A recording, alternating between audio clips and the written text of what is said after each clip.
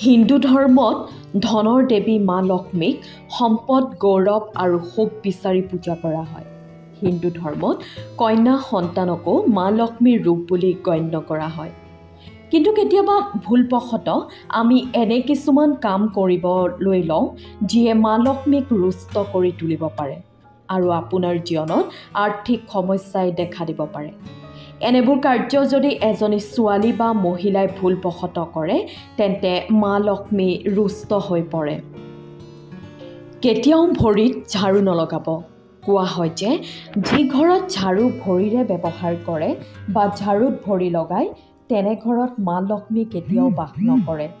পুৰাণৰ মতে যি ঘৰত মহিলা বা ছোৱালীয়ে ঝাৰুত ভৰি লগায় তেনে ঘৰত মা লক্ষ্মী ৰুষ্ট হৈ পৰে। কেতিয়াও জোঠা বাচন গেছৰ ওপৰত এৰি নিদিব। কেতিয়াও জোঠা বাচন গেছৰ ওপৰত এৰি নাহিব। এনে কৰিলে ঘৰত দৰিদ্ৰতা আহে আৰু হাতৰ পৰা টকা ওলাই যায়। দুৱাৰ মুখত বহি আহাৰ গ্ৰহণ নকৰিব।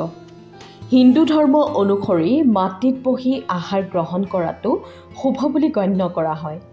কিন্তু কেতিয়াবা দেখা যায় যে ঘৰৰ মহিলাসকলে ঘৰৰ দুৱাৰমুখত বহি আহাৰ গ্ৰহণ কৰে। কেতিয়াও এনে নকৰিব, নহ'লে ঘৰলৈ দৰিদ্ৰতা আহিব। কেতিয়াও পাকঘৰত জোঠা বাচন বৰ্তন এৰি নাহিব।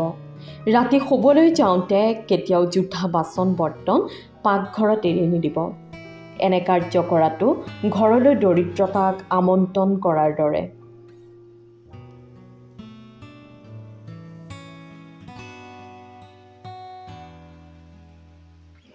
ৰাতিপুৱা পলমকৈ নুঠিব।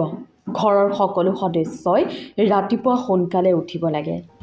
বিশেষকৈ ঘৰৰ মহিলাসকলে কেতিয়াও পলমকৈ শুব নালাগে আৰু দীঘলীয়া সময় শুলে মা লক্ষ্মী অসন্তুষ্ট হৈ পৰে বুলি কোৱা হয়।